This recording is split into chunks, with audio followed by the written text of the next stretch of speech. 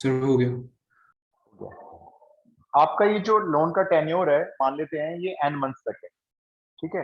तो outstanding after n months कितना होगा, आउटस्टैंडिंग अमाउंट, ये जो पीएन होगा आफ्टर n मंथ्स पूरे बीत चुके हैं, n मंथ के बाद जो आपका अमाउंट है वो इतना आ रहा है, पीएन आ रहा है, n मंथ पूरे बीत चुके हैं, तो आपका आउटस्टैंडिंग अमाउंट कितना होगा, जितना बैंक को देना होगा। भाई मैंने कहा आपको 5 साल का लोन दिया है, मैंने, बैंक कह रहा है मैंने आपको 5 साल का लोन दिया है, आपके 5 साल पूरे हो गए हैं, तो जो 5 साल पूरे होते ही जो अगले मंथ का प्रिंसिपल आउटस्टैंडिंग होगा वो कितना होगा, 5 साल पूरे हो चुके हैं, 0, क्योंकि आपने तो ये जो प्रिंसिपल निकल रहा है ना आउटस्टैंडिंग अमाउंट, ये नेक्स्ट मंथ के लिए निकल रहा है ना, आपके एन मंथ्स का टेन्योर पूरा होने के बाद ये जो पीएन होगा ये वैल्यू कितनी हो जाएगी, हमारे लिए तो 0 हो जाएगी ये वैल्यू। हम उसको अगर एक मंथ आगे नहीं चलाते हैं, पूरे एन मंथ्स पे क्लोज कर देते हैं आफ्टर एन मंथ्स, क्योंकि एन मंथ्स के बाद आपका लोन अकाउंट बंद कर दिया जाएगा। आफ्टर एन मंथ्स जो पीएन की वैल्यू होगी ये क्या होनी चाहिए, आउटस्टैंडिंग अमाउंट हम पूछेंगे बैंक से हमारा कितना, बैंक कहेगा 0, आप जाओ आपका पैसा पूरा हो गया। तो ये जो आउटस्टैंडिंग अमाउंट है इसको 0 से इक्वेट कर दिया, 0 is equals to P 1 plus I to the power n minus E, ये पूरा ब्रैकेट से ये 0 हो गया। अब इस माइनस ई वाले पार्ट को इधर लाके 0 में ऐड कर दो, इस वाले पार्ट को ना इधर लाके 0 में ऐड कर दो, क्या आ जाएगा, ये रब कर देता हूं, इसकी जरूरत नहीं है। आफ्टर एन मंथ्स अगर हम पूछेंगे बैंक से एन महीने बीतने के बाद, हम कहेंगे हमारा प्रिंसिपल आउटस्टैंडिंग बताओ, तो वैसे तो कैलकुलेट करके इतना बन रहा है, लेकिन हमको मालूम है हमारा तो लोन पूरा हो गया, आउटस्टैंडिंग कुछ है ही नहीं बैंक के लिए। तो अब हमने इसको 0 पुट किया तो यहां पर रह गया ई, और यहां ब्रैकेट में आ गया 1 plus I whole power n minus 1, 1 plus I whole power n minus 2 dot dot dot 1, और इक्वल टू में रह गया P into 1 plus I whole power n. ये लाइन समझ में आती है, हाँ ये जो है ना ये उधर जाके उधर 0 में ऐड हो गया, ये पूरा ब्रैकेट उधर, इधर सिर्फ ये रह गया, और जो ई के ब्रैकेट में था ना मैंने पूरा लिख दिया, वो कॉपी कर दिया। ये जो आप सीरीज देख रहे हो ना ये एक सीरीज है, एक सीक्वेंस चल रही है, पर्टिकुलर एक फॉर्म है जो हम 11th क्लास में सीख चुके हैं, ये जीपी है। अब आपको जीपी का सम याद करवा देता हूं मैं। जीपी के एन टर्म्स का सम होता था a bracket r to the power n minus 1 upon r minus, ये जीपी के एन टर्म्स के सम का फॉर्मूला होता था। मैं इसमें जीपी के एन टर्म्स के सम का फॉर्मूला लगाऊंगा। फर्स्ट टर्म बोलो क्या दिख रही है, यही है फर्स्ट टर्म, इसको मान लें, ब्रैकेट में आर, इसका कॉमन रेशियो बता सकते हो, इसको इससे डिवाइड करके क्या आएगा, सेकेंड टर्म को फर्स्ट टर्म से डिवाइड करके क्या आएगा, n-2 पावर में से n-1 पावर माइनस करो, ये 1 प्लस इससे की divide, power n plus 1। -1 power I, करके दिखाऊं डिवाइड, देखो 1 plus n to the power n-2, मैंने कहा डिवाइड करो 1 प्लस आई की पावर n-1 से, ये पावर ऊपर जाके माइनस हो गई, तो 1 प्लस आई की पावर कितनी I, n-2 minus N plus 1 -1 power, ये मेरा कॉमन रेशियो है। कॉमन रेशियो की पावर में क्या लिखना होता है, n लिखना होता है। इसमें टर्म्स किनके बता सकते हो, n n श्योर, माइनस ये जो है ना लास्ट वाली पावर, ये 1 प्लस आई की पावर आप कह सकते हो n माइनस एन है लास्ट वाली, यानी n माइनस एन से लेकर n-1 तक पूरी n टर्म्स है। तो यहां पर कितना आएगा, ये -1 इंटू एन, ये इंटू एन आ गया, ये -1 whole divided by R, R कितना है 1 प्लस आई माइनस एन 1। थोड़ा सा इसको सिंप्लीफाई करेंगे, बहुत अजीब सा लग रहा है लिखने में ये, इसको इसके साथ मल्टीप्लाई करके बता सकते हो, इसको इससे मल्टीप्लाई करेंगे तो ये ब्रैकेट इससे मल्टीप्लाई करना, -1। दोनों पावर ऐड कर लो क्योंकि बेस सेम है और मल्टीप्लाई में है, तो n-1 में माइनस एन पावर ऐड करोगे कितनी बचेगी, -1। ये देख लो ना, n-1 में मैं आपको बोल रहा हूं ऐड करो माइनस एन, तो एन से एन कट जाएगा, और माइनस जब इसको यहां मल्टीप्लाई करोगे तो ये बन जाएगा 1 plus I whole power n-1, ठीक है। डिवाइड में क्या है, रेसिप्रोकल करना, तो ये 1 माइनस 1 प्लस आई और डिवाइड में क्या आ गया। अब ये ब्रैकेट यहां से ऊपर जाएगा ऐसे, जब ये यहां से ऊपर जाएगा तो मल्टीप्लाई इन दोनों के साथ होगा, पहले इससे होगा फिर इससे होगा। फिर से देखो, जब ये 1 प्लस आई इससे मल्टीप्लाई होगा ऊपर आके तो क्या बन जाएगा, ये -1 पावर है 1 बन जाएगा। मालूम क्यों, क्योंकि देखो ये 1 प्लस आई की पावर 1 होगी और ये -1 होगी, जब ये मल्टीप्लाई होंगे दोनों तो पावर ऐड करके 0 हो जाएगी। अब बताओ ये मल्टीप्लाई इससे होगा, यहां कितनी पावर लिख दूं, n। अब बता दो मेरे को डिवाइड में क्या बचा, ये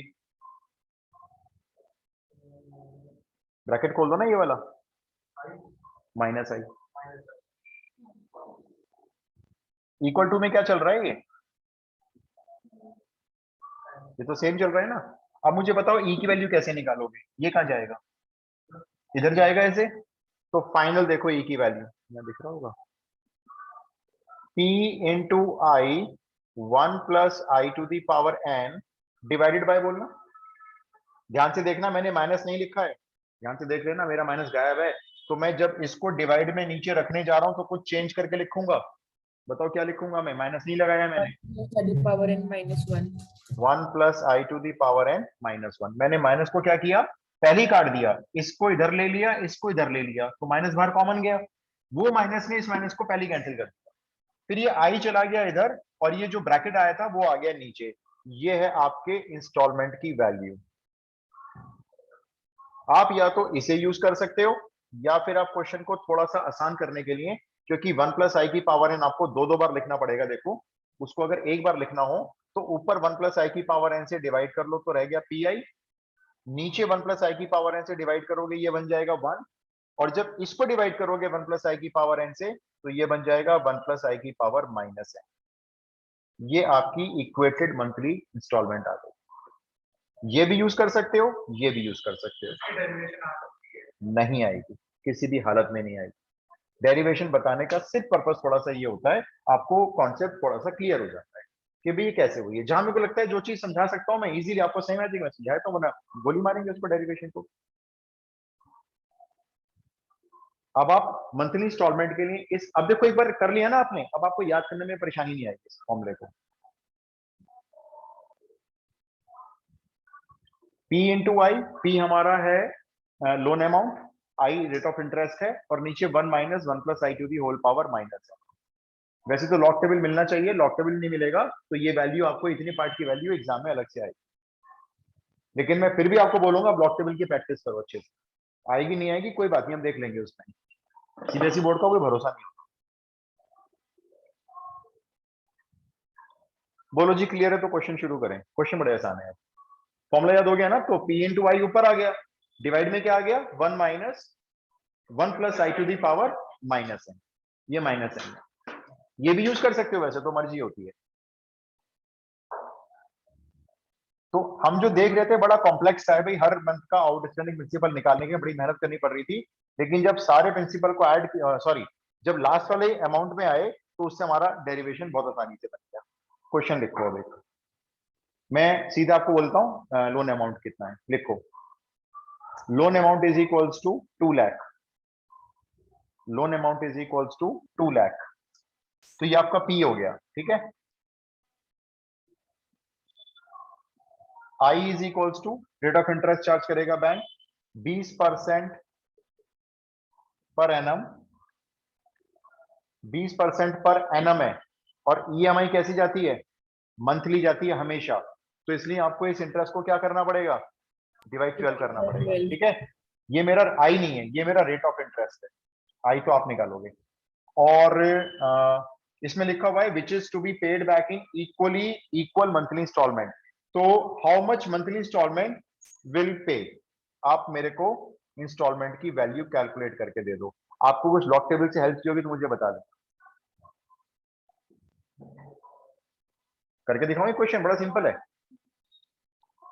2 साल लोन अमाउंट है आपका 2 साल के लिए, E is equals to P I 1 minus 1 plus I to the power minus N, formula जरूर शो करना टीचर को।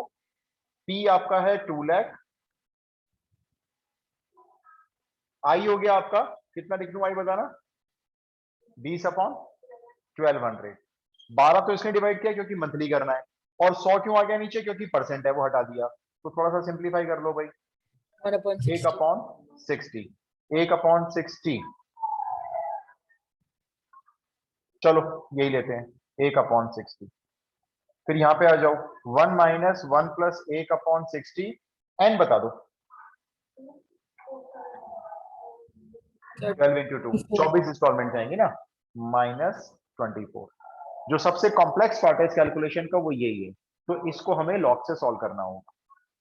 इसको तो सॉल्व कर ही लो, ये 0 0 काट दो, ये जो भी आएगा देख लेंगे अभी। ये आ रहा है वैसे 20,000/6, और ये ब्रैकेट में आएगा। भाई बोलो एलसीएम लेके सॉल्व करूं या 1/60 को डेसिमल में कन्वर्ट करके 1 ऐड कर लूं, कैसे बोलो? डेसिमल कर लें तो 1 को 60 से डिवाइड करना पड़ेगा रफ में।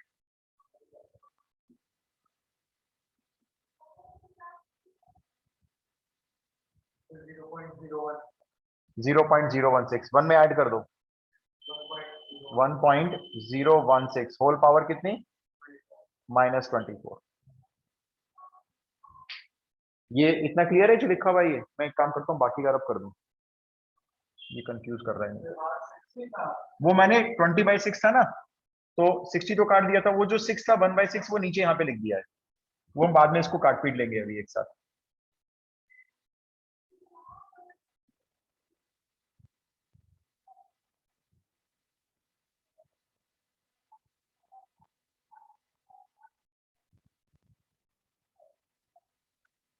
लो जी, एक्स लो इस वैल्यू को।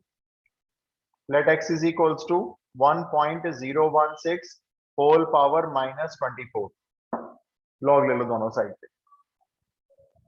log x is equals to -24 log 1.016 -24 into log से बिल्कुल ना 10 में 1। 10 में 1। एक मिनट रुको बस।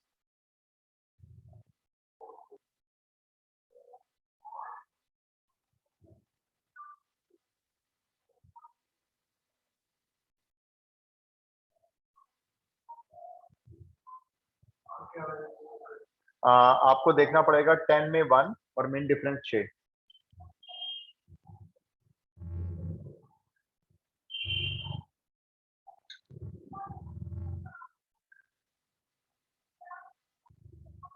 टेन में 1 है 0043,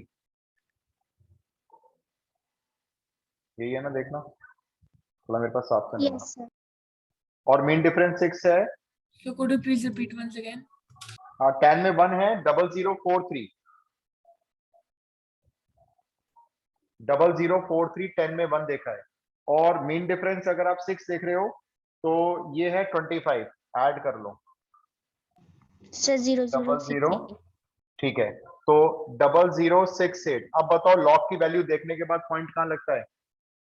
लॉग की वैल्यू देखते ही पॉइंट कहां लगाते हैं? 4 फिगर की डिजिट होती है हमेशा एक्सट्रीम लेफ्ट में, यहां। और अब देखते हैं पॉइंट के लेफ्ट हैंड साइड पे कितने डिजिट्स हैं? एक ही तो है, एक ही तो डिजिट है, 1। तो 1 में से 1 माइनस कर दिया 0। इसको -24 मल्टीप्लाई करके बताओ। -24 माइनस छोड़ो, आप 24 मल्टीप्लाई करो 68 से। 24 × 68 1632। डेसिमल आएगा 4 डिजिट के बाद, यानी यहां पर आ जाएगा। तो ये वैल्यू है -0.1632। अभी इस वैल्यू का क्या देखना है? Anti log. अब मैं आपको अपनी बात रिपीट करवाता हूं। जब हम एंटी लॉग देखते हैं, और एंटी लॉग देखते वक्त हमने देखा ये वैल्यू तो नेगेटिव है, ये वैल्यू तो माइनस में है, तो एंटी लॉग अभी नहीं देख सकते। इसका मैंने आपको शॉर्टकट बताया था, ये log x ऐसे लिखा रहने दो। अभी इसको हम क्या करेंगे, ये जो 0 नंबर है, 0 से एक बड़ा नंबर क्या होता है? 1। इसको 1 लिखकर बार को यहां लगा देंगे। जो भी नेगेटिव वैल्यू होगी ना, ये जैसे -1 हुआ तो हम 2 बार लिख देंगे। तो ये 0 का लिख दिया 1 बार, ये डेसिमल यहीं पे आएगा। और 1 में से इसको माइनस कर देंगे, 1 में से।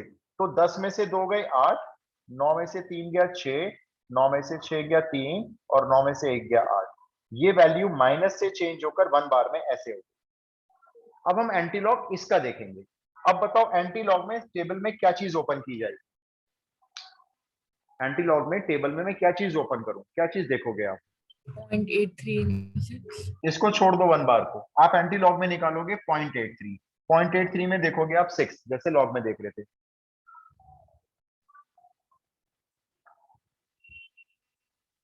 आ, 6855। अच्छा अब एक काम करो, मिन डिफरेंस 8 और देख लो इसी में। 6855 तो इसकी वैल्यू हो गई ना 83 में 6 की। अब मिन डिफरेंस 8 देख लो। सर 13। 13, तो ये वैल्यू हो गई 6868। 6868। अभी बताओ एंटी लॉग देखते ही पॉइंट कहां लगाया जाता है? एंटी लॉग देखा है हमने इस बार, लॉग देखा था तो 4 फिगर की डिजिट थी ना, यहां लगाया था एक्सट्रीम लेफ्ट में जाके, और फिर डिजिट देखी थी इसमें, ये जो शुरू की 2 डिजिट है इसके बीच में लगेगा। कहां लगेगा पॉइंट? ये 6.868 हमेशा, हर क्वेश्चन में। और इस 1 बार का क्या करेंगे, इसको 10 टू दी पावर -1 से मल्टीप्लाई करेंगे। और 10 टू दी पावर -1 का मतलब है ये वैल्यू 10 से डिवाइड करनी है, तो 10 से डिवाइड करके पॉइंट इधर पहुंच जाएगा। तो फाइनली वैल्यू आई 0.6868। ये आपकी x की वैल्यू आ गई, जिस फिगर को आपने x माना था, ये इतने फिगर की वैल्यू। अब आप इस कैलकुलेशन में वापस आ जाओगे, आपकी ईएमआई कैलकुलेट होगी ना, यहाँ दिख रहा होगा। EMI is equals to 20,000 upon 6 multiply 1 में से ये वाली फिगर माइनस कर लो, क्योंकि ये 1 में से माइनस हो रही है वैल्यू। 10 में से 8 गया 2, 9 में से 6 गया 3, 9 में से 8 गया 1, 9 में से 6 गया 3। अब ये फिगर आपको सॉल्व करके ईएमआई की वैल्यू बता, अभी कैलकुलेटर से कर लो, बहुत टाइम वैसे ही वेस्ट कर चुके हैं हम। 20,000 अपॉन 6 इंटू 0.3132, और मुझे बताओ इंस्टॉलमेंट की वैल्यू क्या है? कैलकुलेटर से कर लो अगर है तो फिलहाल, अभी मतलब आंसर मैच होना चाहिए ना।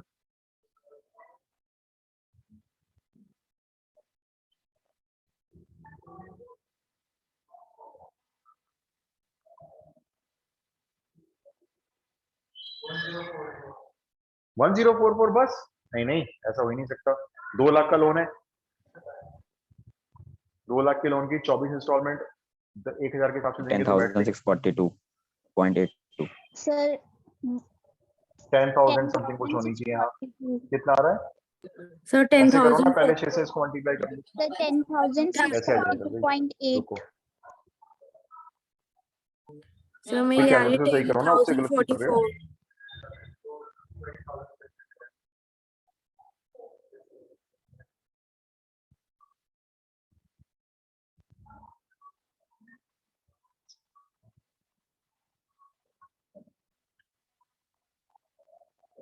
ये मैंने मल्टीप्लाई करके देखा है कैलकुलेटर से। रुको मैं कर ही देता हूँ एक बार अपना भी।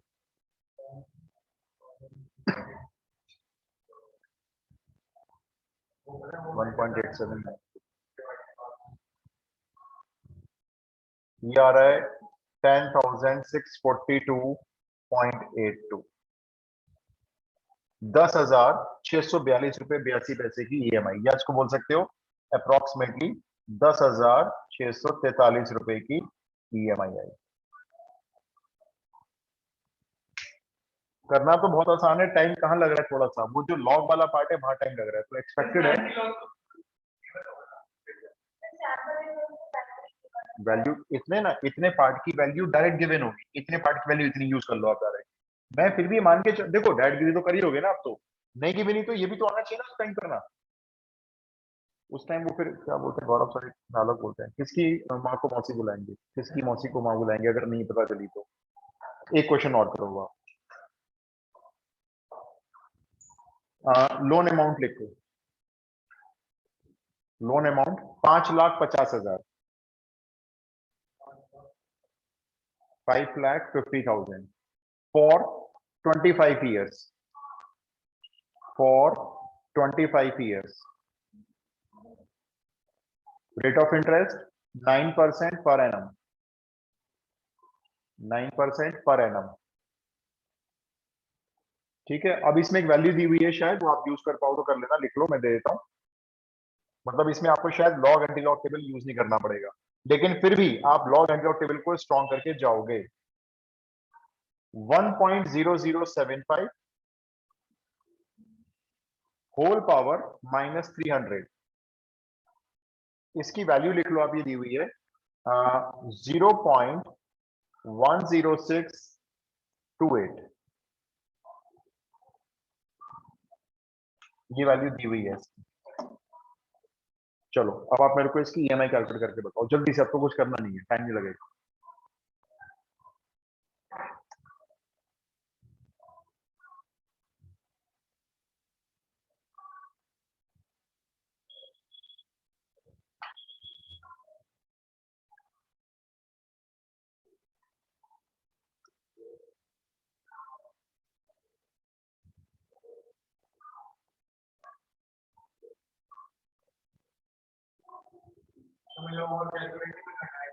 हाँ डायरेक्ट गिवन है, अगर ये कहीं आ रहा है तो आप इसको डायरेक्ट यूज कर लो। अब लॉग क्यों लेंगे, रहने दो। अब तो आपको थोड़ा सा बस दो बार टाइम लगाना पड़ेगा जब बाद में इसे माइनस करके डिवाइड करोगे।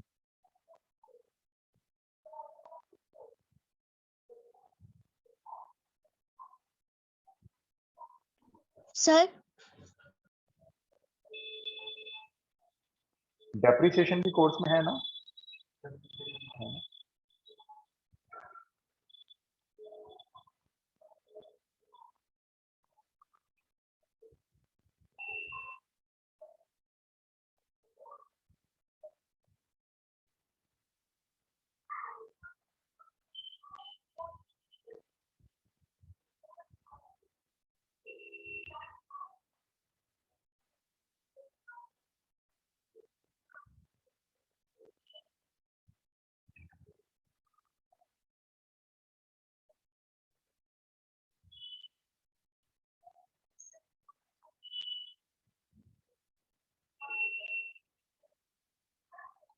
Sir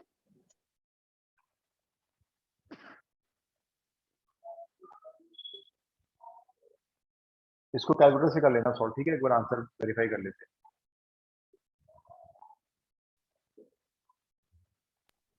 So 4,616. इंटरेस्ट कितना यूज कर रहे हो इसमें, आई की वैल्यू 3/400, वैसे कितना दिया होता है इसमें, ठीक है।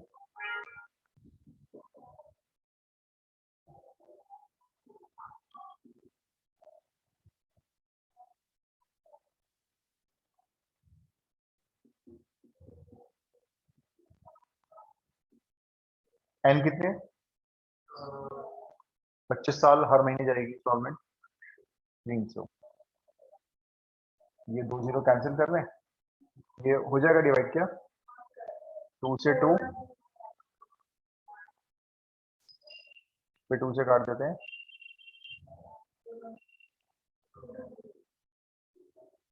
कोशिश करो जहां तक आप पेन से कर सकते हो करो ना, पता तो चले कितना कर पा रहे हैं। 3/400,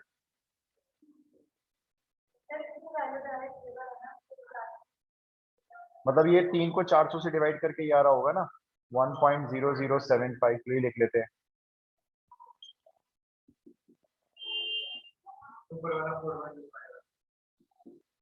अभी मैं अपने हिसाब से कर रहा हूँ, मतलब देख लेते हैं कितना हो पाएगा।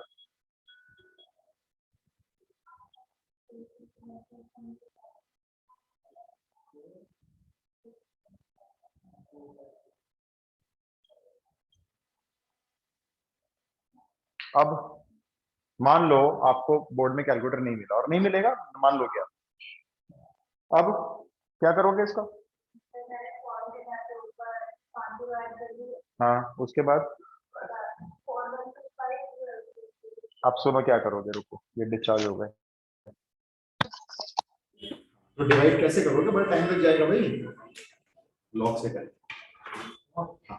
क्योंकि देखो आपको एक पार्ट के लिए लॉग दे दिया, इसको ऐड करो,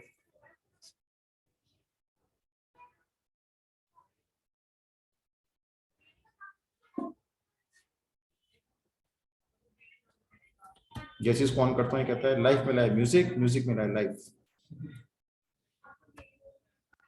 कनेक्टेड भी हो गया ये तो। आई एम ऑडिबल, मेरी आवाज आ रही है? Yes, sir.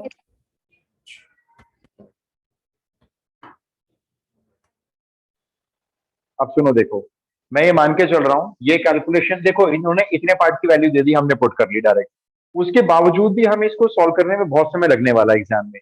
यहाँ छोड़ नहीं सकते, आंसर नहीं देंगे तो एक नंबर तक काट सकते हैं टीचर। तो हम इसके आगे भी इसको लॉग से सॉल्व करेंगे। अब एक बार मैं लॉग टेबल आपको इसमें बताऊं कैसे यूज करेंगे, ठीक है? एक बार ये और देखो भाई, वैसे तो आप कर ही रहे हो ना, कैलकुलेटर से तो कर ही रहे हो, वो तो आ ही रहा है आंसर। ये कितना आ रहा था मल्टीप्लाई करके, तो बताइए दो। ये तो 4, 5 ठीक है। डेसिमल हटेगा, ऊपर कितनी जीरो आएंगी? 1 2 3 4 5, 2 3 4 5 डिवाइडेड बाय आ गया 8 9 3 7 2। ये फिगर सॉल्व करनी है जी, टफ जॉब लग रही है। इसको हमने क्या किया, दोनों साइड पे लॉग लिया। ये क्या बन गया? लॉग ही। इसमें लॉग लेंगे, दोनों वैल्यू मल्टीप्लाई में, इनका लॉग अलग अलग चला जाएगा लेकिन प्लस में आ जाएगा। 1 2 3 4 5, और जो वैल्यू डिवाइड में है, जो डिवाइड में वैल्यू है, उसका लॉग माइनस में आएगा, लॉग की प्रॉपर्टी के अकॉर्डिंग। तो 3 लॉग हो गए हमारे पास, एक लॉग ये हो गया, एक लॉग ये हो गया, एक लॉग ये माइनस में हो गया। इसमें लॉग टेबल में 41 खोलेंगे, 2 देखेंगे और मीन डिफरेंस 5 देखेंगे। एक मिनट खोलना जरा, 41 में 2 बताना मेरे को। 41 में 2 लॉग टेबल में,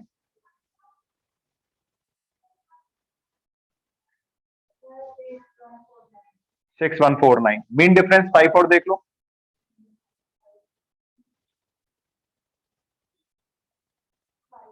5, तो ये हो गया 6154।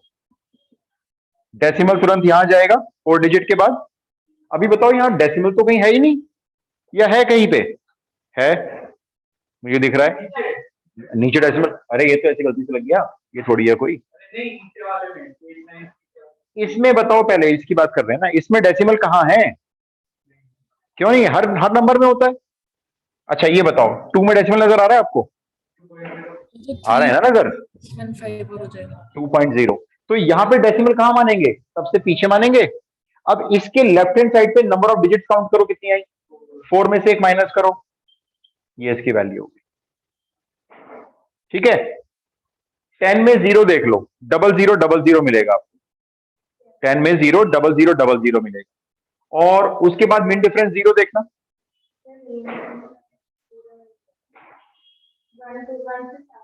मिन डिफरेंस नहीं है, 1 से स्टार्ट है। तो मैं क्या वैल्यू लिखूंगा इसमें?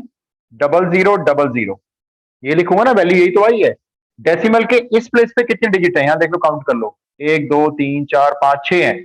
6 में से गया 5.0000। 5.0000 क्यों लिख रहे हो भाई? हटाओ ना ये पॉइंट के बाद सारे जीरो, खाली क्या वैल्यू हो गई? 5 हो गई। अब ये बता दो, लॉग 89 में 3 और मीन डिफरेंस 7, 2 को इग्नोर करना पड़ेगा। 89 में 3, थोड़ा जल्दी, 9509, मीन डिफरेंस 7, मीन डिफरेंस 7, 3 है, थोड़ा बहुत चल जाएगा, कोई बात नहीं। 9512, 2 मैंने इग्नोर किया है, 2 इग्नोर किया ना मैंने 5th डिजिट को। तो बताओ डेसिमल कितने बार लगाऊं? 4 में से एक माइनस करो ना, 3। अब 3.1654 में 8 प्लस कर लेते हैं, ज्यादा बड़ा काम नहीं है। कितने हो गए? 8.6154, उसमें से 3.9512 माइनस करते हैं, 4.6642। ये किसकी वैल्यू है? लॉग ई की वैल्यू है। हमें किसकी चाहिए? हाँ, तो 89372 है ना? हाँ, तो मैंने ना, देखो हम जब लॉग टेबल देखते हैं तो हम लॉग टेबल में 4 डिजिट की फिगर देखते हैं। तो अगर मान लो इसके पीछे और नंबर ऑफ डिजिट्स आ रही हैं, तो उनको राउंड ऑफ करके आपको इसको 4 डिजिट की फिगर बनाना पड़ेगा। जैसे मेरा ये है, देखो, ऊपर लगा दिया तो उसके पीछे तो नॉर्मल डिजिट बन गई वो तो। 0 के केस में तो सारी काउंट होंगी। अगर ये 000 है ना, तो ये सारी की सारी काउंट करेंगे। लेकिन अगर 0 नहीं है, जैसे यहाँ पे 2 है 3 है, मान लो मेरा ये और बड़ा नंबर होता, मान लो ये ऐसे होता, मुझे इसका एंटी लॉग सॉरी इसका लॉग टेबल में लॉग देखना है, तो मैं इसको पहले 4 डिजिट तक राउंड ऑफ करूंगा। इसको 4 डिजिट राउंड ऑफ करने के लिए क्या लिखूंगा मैं, मुझे देख नहीं रहा, यहां कर देते हैं। देखो जैसे ना मुझे लॉग में ये वैल्यू देखनी है 89372778, मैं कहता हूं मुझे इसका लॉग टेबल में वैल्यू देख के बताओ। अब आप लॉग टेबल वैल्यू देखते हो तो मैक्सिमम 4 डिजिट के देख पाते हो, तो आप इसको 4 डिजिट तक राउंड ऑफ करके लिखो। पहले इसको राउंड ऑफ कैसे करोगे, 8 हटेगा, इसको 8 बना देगा, राउंड ऑफ कर रहे हो ना, 5 से बड़ा है। और जब ये 8 हटेगा तो इसको 3 बना देगा, ये दोनों हट गए। और जब ये 3 हटेगा तो इसको 7 का 7 रखे, तो राउंड ऑफ करके क्या आएगा 8937। तो हमने वही किया, हमने इसका जो 5वीं डिजिट थी 2 उसको हटा के राउंड ऑफ करके इसको 7 मान लिया। क्या क्लियर है बताओ? यस अब इसका अच्छा, अब मेरे को इसका एंटीलॉग बता दो, क्या खोलना एंटीलॉग में? यस, 0.66 में 4 देखना क्या है? सर 4 461 ठीक, एक सेकेंड, हाँ 4603। मीन डिफरेंस 2 देखना 1, तो 4604 हो गया, ठीक है 4604। ये बताओ एंटीलॉग देखते ही डेसिमल कहां लगता है? देख लिया एंटीलॉग 4.6। इस वाले 4 का क्या करेंगे? इसका तो कुछ किया ही नहीं, ये 10 रेज टू दी पावर 4 बन जाएगा। और 10 रेज टू दी पावर 4 का मतलब है 10,000। तो जब इसको 10,000 से मल्टीप्लाई करेंगे तो डेसिमल उधर चला जाएगा 4 डिजिट के बाद, तो 3 तो यही हो जाएंगे, चौथी 0 लगा लेना, तो 46040। जब आप आंसर एग्जाम में लिख के आएंगे ये मान लो, तो उसके आगे जरूर अप्रॉक्स लिख देना, क्योंकि हमने लॉग टेबल से कैलकुलेशन करने में काफी सारी चीजों को अप्रॉक्स किया था यहाँ पे। क्या वो 4613 है? 0.66 का 4 में देखेंगे तो वो 4613 है। अच्छा एक बार देखो, ये गलत बता रहे हैं बच्चे, कह रहे हैं 4613 है, और फिर 4613 में मिन डिफरेंस 1 ऐड करेंगे। चलो कोई बात नहीं, इसको मैं 4614 कर लेता हूं ना, ये लो। तो आपका जो ईएमआई का अमाउंट है वो कितना आया? 46140, इतने रुपीज आपकी ईएमआई आ गई।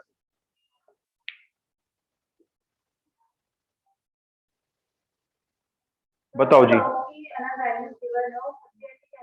देखो लॉग की वैल्यू तो इतनी गिवन होगी, बस इतनी तो गिवन होगी। उसके बाद अगर ये डिवीजन लंबा पड़ गया तो पता चला आप डिवाइड करने में बहुत टाइम लगा रहे हो, तो उसको भी लॉग से कर दें। और सर अगर लॉग टेबल भी नहीं होगी तो कैसे करेंगे? तो फिर आपको फिर देखो मैनुअली करना पड़ेगा, मेरे पास भी कोई ऑप्शन नहीं है अब तो। मान लो आपने कहा भी लॉग टेबल नहीं मिला और हमारी ये वैल्यू फंस गई ऐसे, तो इसको डिवाइड तो फिर करना पड़ेगा, कोई ऑप्शन है नहीं। देखो फ्लैट रेट मेथड तो ये होता है, देखो बड़ा सिंपल है, वो तो एक सिंपल सा लॉजिक है, आप खुद ही लगा लोगे। ये तो होता है जो मैंने किया है ना, ये होता है आरबीएम। ये जो मेथड है इसको बोलते हैं आरबीएम। लिख लो ऊपर मेथड, टॉप में लिख लो अपने उसमें। आरबीएम का मतलब रिड्यूसिंग बैलेंस मेथड। आपका बैलेंस बार बार कम होता रहता है। ये जो हम कर रहे हैं ना, ईएमआई का जो फॉर्मूला हमने कैलकुलेट किया है, ये आरबीएम है, रिड्यूसिंग बैलेंस मेथड। एक होता है फ्लैट रेट मेथड, वो सिंपल है, देखो बहुत सिंपल लॉजिक है उसमें।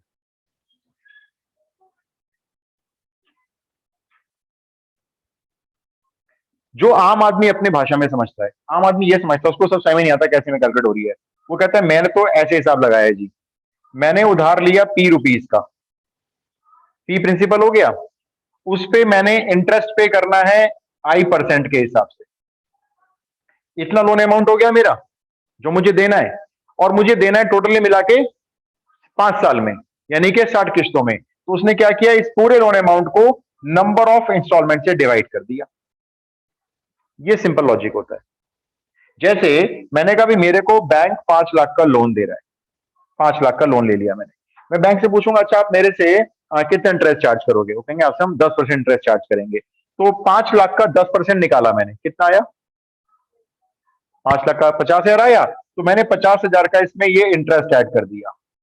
मैं कहूंगा आप मुझसे पूरा पैसा कितने समय में लेना चाहते हो? मैं 5 साल में पैसे दे देना। तो मैं क्या करूंगा, इसको डिवाइड कर दूंगा सीधा सीधा 60 से।